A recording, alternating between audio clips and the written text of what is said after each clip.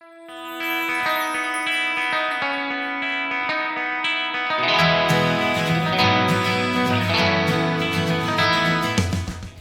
to the High School Basketball Podcast. I'm with Scott Thayer, the head coach of Pioneer Valley Regional High School. Welcome. Thank you. Thanks for having me. What got you into coaching? I played in college at Keene State for a year, and then I transferred to Springfield, and at that time the dream was over for me, and coaching was nowhere near my radar. I played in Perry Messer had just taken over the Pioneer job at the time, and my family's big in the community. I've always been in the community. We played in a fundraiser tournament, and I had known Perry a long time, and and we played in the tournament over the weekend. It was fun, raised some money. Maybe a couple days later, he pulled up in the yard with his daughter, and he says, "This is kind of what I want to do, and I think you're perfect for it." The best thing that happened was I started at junior high level, and it gave me a chance to come into it at the speed I was capable of handling at the moment. And, then the next year I moved up to the JV. Obviously, I was helping varsity right along the way. And then after the first couple of years, I, just developed a thirst for it. And it was a lot of fun. I enjoyed the gym. I enjoyed teaching. And then, since that day, every day I learn. I learn to be a better coach. What makes a great coach? I think you have to be humble, and you have to understand that, your way is not always the right way. I've always said, I tell all my teams, I learn as much from you guys as I do from, me telling you. And, I learn from all of you guys, all the other coaches. And, everybody has some good insights that help mold you as a coach. And a lot of it's trial and error, and a lot of it is, fail and learn. And understand that, we play sports and it's a winner and a loser for a reason, and it should be. And we have to learn how to do both. And, I think that kind of dictates how you end up approaching being a good coach. It's easy when it's everybody's winning and having a good time. It's when you're losing, can you maintain the same type of mental outlook, the same passion, the same energy and effort towards the game? And I always tell my kids, when you reach that level, now we can start to really build on something, because you're never going to win, every game. Having coached now this will be my 34th year total, 24 as a head coach. Through the decades, I've seen changes, and you as a coach to last that long have had to change along with the times. Our world has changed. Social media's come into the picture. That's a good thing, but it can make things challenging sometimes. How does coaching change? How has it evolved? Have the players evolved? Has coaching style evolved? How have you evolved? When we first got into coaching, it was 3 divisions. And if you won something, you went through a gauntlet. And it was, you played all the top teams. And when you came out on the other end, whether it was Division 1, 2, or 3 as a champion, you knew you were a champion. Now we have gone to the premise of, almost everybody wants to be receive something. And that's why we've gone to smaller leagues, East, West, North, and South. And we have 5 divisions. And we still have Western Mass, which is, I'm not sure we should have it. Social media has become a big proponent of our sports world. It does have a underlying effect on our kids, and everything now has to be organized. So kids who want to get better at something, if they are not in some type of organized thing, they're not getting better. 20 years ago, the playgrounds, the gyms, they were filled with kids just playing. There were no, you didn't have to say, "Hey, Johnny, you have to be at the gym at 10 o'clock to get this many shots up and do this." They were doing that on their own. When I was at Greenfield, we were Division II. We were in the Suburban League. We were the only Division II in a Division I league. We played Putnam, Central, Cathedral, Chicopee Comp. And I've told anybody that listen, I said those 2 league titles we won in my years in that division were some of the proudest accomplishments I have as a coach, because every night there was no blowouts. I mean, if you didn't come to play, you got beat. When you're playing Putnam in those schools, you gotta come. And so it was a challenge, but it was a lot of fun, and my kids had fun with that. They loved going to Springfield and playing it. It was just kind of a different mentality back then. It's just hard to quantify, and everybody talks about it being a toughness or this. Yeah, I'm not sure. It's just I think we've not allowed our kids to be subjected to it because we, as parents or as some coaches, they want to schedule so that we're winning games. You have to test yourself, improve, and you have to understand that you from those times, now the kids can look at it realistically and say, okay, we got to get better, right? We can't be handed this. We had to go out and earn it. As me as a coach, and I know as you're you always want to play the best competition and put your kids in those predicaments to really say, okay, if we want to achieve this goal, this is how we're going to get there. Are you saying that the way that they practice in the past, maybe getting together at the playground with that toughness, pickup basketball, as opposed to the way the game has played today, has really changed the dynamic? When we first started coaching, we'd be in the gym for, your practice time was 2 hours, but you'd look up and you'd be there for 2.5, 3 hours, but you wouldn't know it. Like the kids never said a word. We just kept practicing. Social media crept in. Somebody say, well, you went 2.5 hours and, this kind of, and then I started noticing, kids were looking up at the clock. As a coach, you're kind of like, we know we have to put the time in to get to where we want to go. But at the same token, you can't have a negative influence come out of practice. And so if you're there and you're going extended periods of time and the kids mentally are thinking of that as a negative, you're not getting anything out of practice. I have a core group of kids that they would be in there all day if they could be, right? But then your team's made up of kids that pick a ball up on November 27th. Last year, we'd be in the gym for an hour and 15 minutes. But I made a deal with them. I'll cut it to an hour and 15, but you're going to go do it my way. Like you're going to go as hard as you can for an hour and 15 minutes and get done what we need to get done. I'm happy. You're happy. It worked beautiful last year. I've done it long enough to know that there's really no shortcuts. There's only a certain way to do it. You can fake yourself out and think there's another way to do it, but there's not. You're a Western Mass champ. You went deep into the tourney. You beat Kip Academy. You ended up losing to Maynard. Describe that experience and what that meant to you and your team in terms of coming off of some years that you were building and also through the COVID years. What did that mean to you and your team? To really start that was probably the year before. I had 5 seniors, some pretty good players, and I had 5 freshmen that were coming. And, we started off that season 5-0. I didn't know how good we could be, but I was like, wow, we could be pretty good here. And then, COVID was part of it, and then we hit injuries. I went, and we went from 5-0 to 5-6. But I'm playing 5 freshmen and 1 junior. That was kind of the springboard to what was going to happen the following year. I didn't really know how good we could be because, again, they're only sophomores, right? And, they're physically getting stronger, but the last thing to really come is maturity. That muscle between their ears is the last one to really start to develop. And we kind of struggled a little bit. I know we were winning, but I didn't think we were playing the way we should have been. And then, middle of the year, we started watching some film, and, they started to actually digest it, like they were actually watching it. We just started to really, really meld into a good group. Our league was a beast. Every game was a competitive game. We had some kids step up, and I think the maturity of the year before, having played so much, got us through that.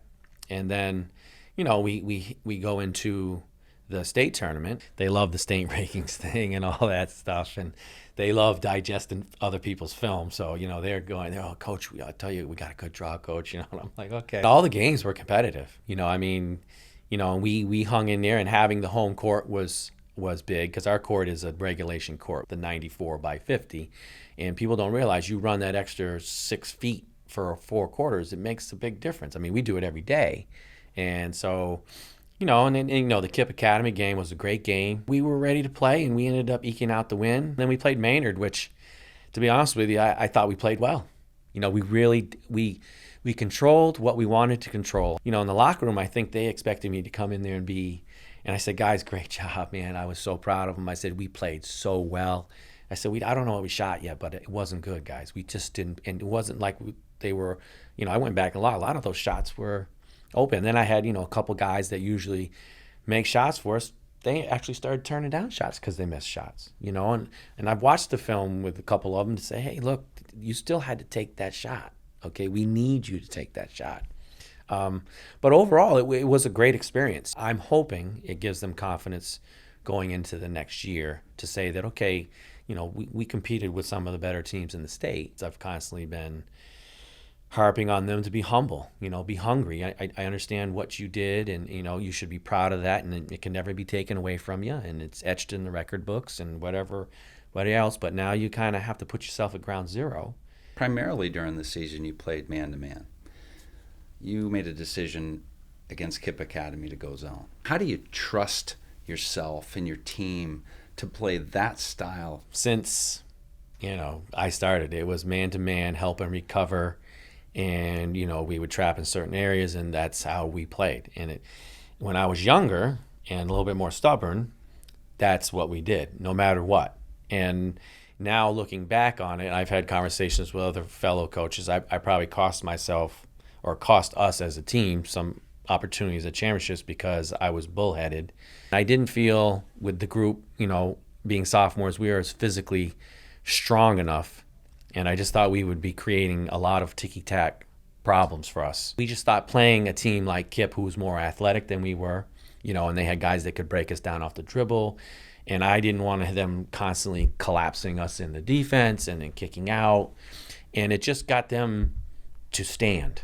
Even having done that, we're still in a 1-point game, right? All right, so if I stay man-to-man in that game, I'm at that point, they probably got 8-9 point lead, right? And so, that's kind of the premise to it. But, in hindsight, you look back at it, and I'm sure he's thinking to himself, well, I should have gone out and pressed them, right, to change the tempo. So they can't get back into zone, and we get the game going kind of a barn ball game, right? And he never did that till late, which was fine, because then we were comfortable and we were settled in and we could handle it now. How do you approach a championship game? You like to know what your opponent does, right? They have some tendencies. Are they a pressing team, or are they playing that kind of thing, just to know. But what your team does best is what you got to do to win the game. Like, I feel like you can't change a lot. Like, offensively, we didn't change throughout the whole year. And we tried to instill, we are trying still to install something new. And when you're trying to install, because I was always a big, either a motion pass screen away, or I was a set play guy. There's teams we had 21 sets, right? For that game, the only thing we really did was we were going to try to limit Cody West. Like, we knew Teddy was going to get downhill, which was fine. And I told we weren't going to let him stand still shoot threes. Okay, because he's okay with that. We're going to make it with hand and face. So because he's so small, and I want to get him in, and then, okay, let him finish over somebody, right? And so that's kind of, and he had a good game. I don't know, he must have had 25, right? But Cody had, what, 3, 4? And the thing with him is he got frustrated. And then in the second half, he kind of just disappeared. He didn't really want anything to do with it, and I knew I could match up with Fitzgibbons, and then the other guys would just, play singularly, and, Hugh had a big game for us. Then, Braden got going and had a good second half, and that, carried us to the victory. But again, unless you're really overmatched, there's really no, I think changing kind of gives the kids a sense of, well, why are we thinking we can't beat them? Your schedule is always pretty difficult, and you've always maintained that you would rather go 10-10 and make the tournament, Absolutely. Because of that strength of schedule. That certainly prepared you as well.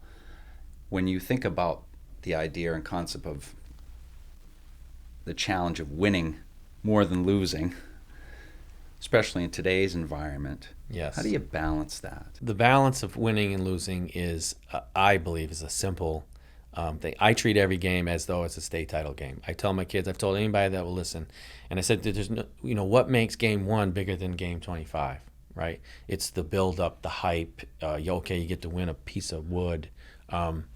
So if you treat everything as that type of thing, like, I tell my guys, and this is, as you'll know, you play games and they look at a team, you're playing, oh, we're better than them. And next thing you know, you're in a rock.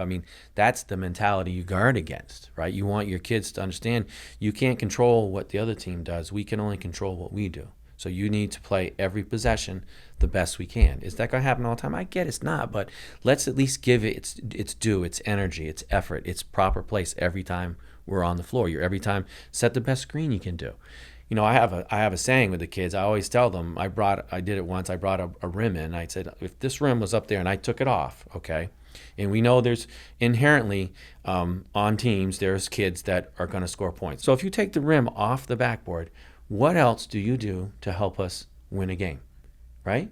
Because there's so many things that have to happen before that kid even gets to shoot the ball, okay? We got to defend, okay, and we got to talk and jump to the ball and call out screens, and then the ball gets shot, we got to box out, we got to rebound, we got to outlet, we got to throw the ball to the open guy, then we got to screen a defender to get a teammate open. I mean, there's so many things that are happening here, guys. Who can do all that? Loose ball, who's going to dive on the floor, right? Who's going to take a charge, right? This past year, the year before, I think we took 2 charges the whole year.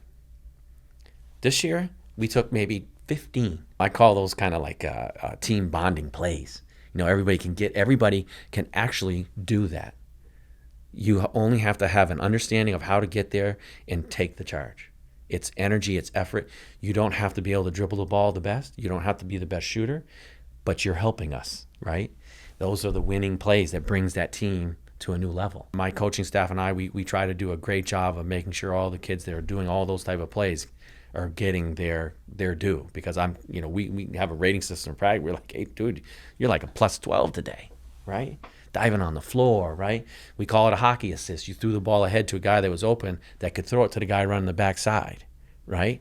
If you don't throw that hockey assist, we don't score, right? And so when you point those things out to kids, they look at it like, oh, okay, I get it now, coach. All right.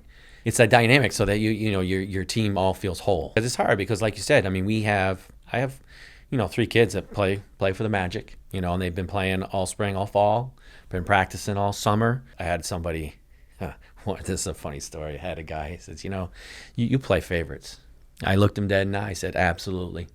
I said, you're absolutely this, because he says, what are you talking about? I said, those kids put in a ton of work. Why wouldn't? And I said, it's not that I don't like anybody on my team, because I love all my kids. But yes, those kids deserve that. They do this every day in the summer. I've seen them doing it, right? Why wouldn't you have a favorite, right? I don't look at that as a negative connotation towards anybody else. Obviously, the old adage of failure to prepare is preparing to fail, right? So clearly you have some individuals on your team that are preparing, right? In order to get back to where you got to last year, or maybe even beyond, and hopefully beyond, what does it take to stay hungry? We, live by be humble and hungry. You're only as good as your last play or whatever, and we have a 3-second rule. You move on, whether good or bad, and we go to the next. It can be intoxicating when you start to win at a high level and you win a lot, and it's hard to maintain that level of intensity that you have to have when you're out at a court or in a gym and it's just you, right? And I call it the flip-flop phenomenon. Well, coach, I went to the gym. Yeah, I saw you. You had your flip-flops on, though. Do you play in flip-flops? You're going to tell me you could cut hard in your flip-flops? No. You prepare, and, kids will have their headphones on. I said, do you play with headphones on? No, you got to be in the gym. You got to be doing it the way you would do it if it's game. And it's game-like reps, and those are the things, because when you do those things, I tell them, you'll have an opportunity for success. It does not guarantee that you are going to be successful. Like, guys, we had the opportunity to win the league. Okay, it happened. I'm happy it happened. We had the opportunity to be successful in a championship game. It happened, right? Good, we're good. We had all these opportunities in the state tournament. Worked out good till it didn't, right? And I said, we had the opportunity, but it didn't work out. And that's the part of sports that I actually enjoy, because I like the competition level, and I like that there's a scoreboard, right? There's going to be a winner and a loser, right? And it's okay either way. Like I tell my kids, because you win doesn't make you a winner, and because you lose doesn't make you a loser. What you're going to do outside this court in your life is going to dictate what that happens, okay? Your character, your integrity, all those things. What you did last year is not indicative of what's going to happen this year, right?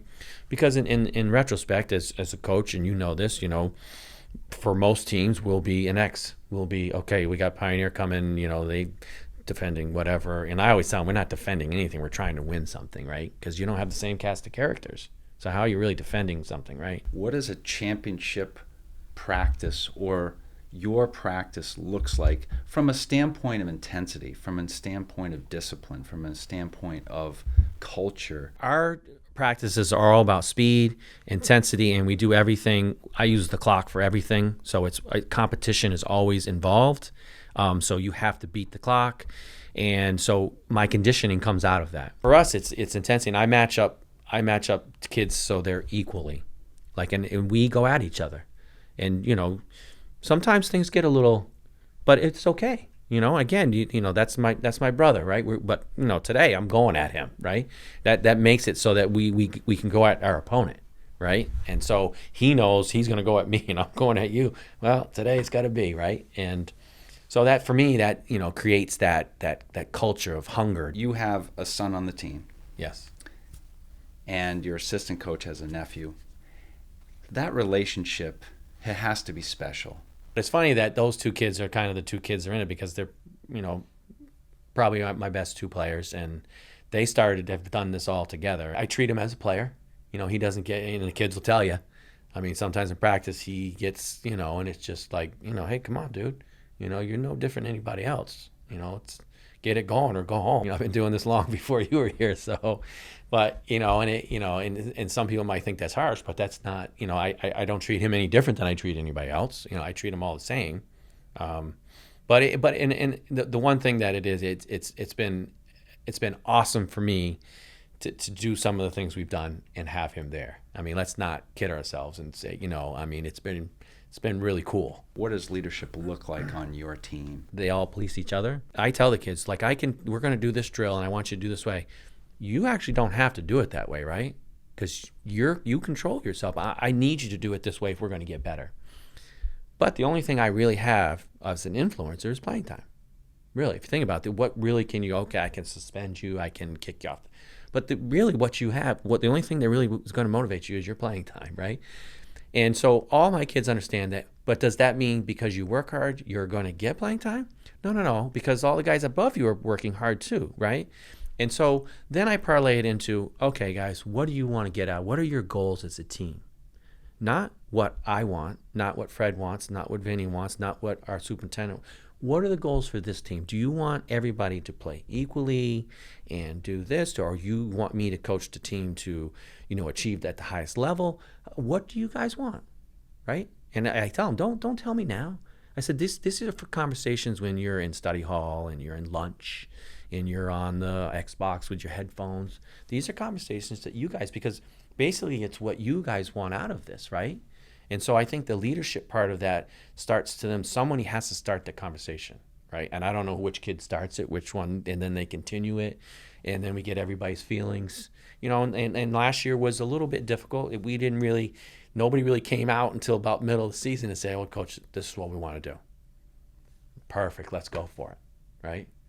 And, it came to fruition, right? And it might not have, but that still was what they wanted to try to achieve. Last year, I always thought we were more of an underdog than a favorite, right? Because we were trying to attain something, right? We were running uphill. Now, I can't tell Braden, I said, I'm going to keep pushing the ball off the hill now. I want it back down there. Then I want you guys to go back down there and start pushing it back up. Because we're not starting up there. Because if we do, the ball's going to roll over us, right? And so it's that part of the leadership. I just want to give them the information that I have, and then okay, what do you guys want to do with it now? How do we get together? A lot of times if you have one captain and the guy says, well, this is what I want. Well, no, this is a group thing, right? And they could have come to me and say, hey, coach, we just want everybody to play. I'd been, I probably would have disappointed, but I've been okay. I mean, it's not much, because like I said, you're not going to motivate kids out of what they're, that's the hard part, I think, as you probably know, is, you see kids that has some ability, but it's trying to I call it influencing, but to get them out of their comfort zone to say, okay, you could be this, but you're going to fail at that till you get there, right? It's going to be some failure, some adversity so that you can get to that higher level. What are you looking forward to most in this upcoming season? Yeah, I've said it. I love the gym. I just love practice. I love being in the gym with the kids, and I love the formulation of what you're doing. And you're constantly talking to your assistants.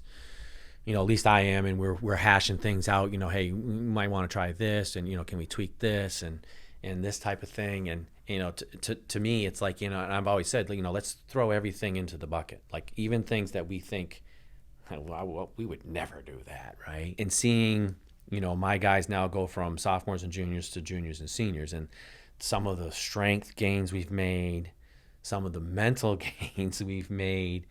It just it kind of gives you an excitement that okay, we got something to work with here, right? What it comes out as is a lump of clay type of thing. Who knows? And see who progresses and see what kid comes to the tryouts and you're like, whoa, wow, you did some work. Okay, this can work. I want to have day 1 and 2, and I want to see the maturation of what we do and how we do it. And your offense is clunky, and then you got the game like, oh, I see it. Oh, it's getting crisp now, right? It's getting a little crisper, and the defensive intensity and the ability. They start talking more. You're like, okay, now we're even better, right? And it's like, I love those tiny progressions. You have a great atmosphere at the school, especially for home games. Yeah, and you certainly have instituted the DJ, which is new. Yeah. Which creates a level of excitement. That experience at an MIAA level, is that not unique? Yes. Yeah, and I think I've had more coaches and players say, hey, Coach, that's so cool the way everything starts rocking. And people actually love coming to play at Pioneer because they, you get the music and, the crowd and everything. And it, and I think it's good for the kids. They see things like that at the college level. The crowds are always scared, the music's playing, and I believe it does add to the atmosphere and the excitement. It is something kind of unique. At the end of the year, when you look back on a year, what does success look like for you? Well, I think success looks like that the ability to understand that we got better, and it's a process that you gave yourself the opportunities, and we took advantage of them. Remember, we had that practice, and this kind of changed, just to understand that there's kind of a process that maturates itself throughout the whole year. I've been in 3 state championship games, won 2 and lost 1. And my son asked me once, well, how did you feel after you lost? I said, it's disappointing when you lose at that kind of thing. But again, at the same token, I would rather have had the opportunity to play in a game like that and lose than not have had the opportunity. Because that means I did something good to get in that game, right? We had a good season to get to that point. That does not, I said, being a winner doesn't make you a winner. Because we lost doesn't make us. We had a good season, guys. I think it's how you handle the losing and the adversity as opposed to the winning, right? Seems like the message when you win a championship and you lose is almost the same, really. Yes, I believe it is. I really do. So it's like it's hard because that's why I try to tell the guys, game 1's the same as game 25 because the scoreboard's the same. It's going to be win or lose, right? I think the message should be the same, and I think that keeps you even keeled to the point where when you win, you don't get so high, and when you lose, you just don't go in the dump, right? And it kind of keeps it like you're never that far away, and you're never far away. You should be somewhere right here, and but that's the challenge with young high school kids. You have done a remarkable job, and you're certainly looked up to. You're one of the good guys in coaching. You've already taken your program to levels that maybe folks didn't expect. And so I certainly wish you the best. I think you're going to have a great year, another great year. So you're really a model for other coaches. And so, well, I thank you for that. Amazing job. Thank you for coming on the program. I think other coaches will learn a lot about what you've said. You've had a lot of years in this, and we can all learn something from that. Seems like yesterday. Which is the purpose of this program. So I appreciate you doing this. I hope this really takes off, and someday maybe I can come back. You bet. Thanks a lot, Scott. Thanks, Thank Josh. you, sir.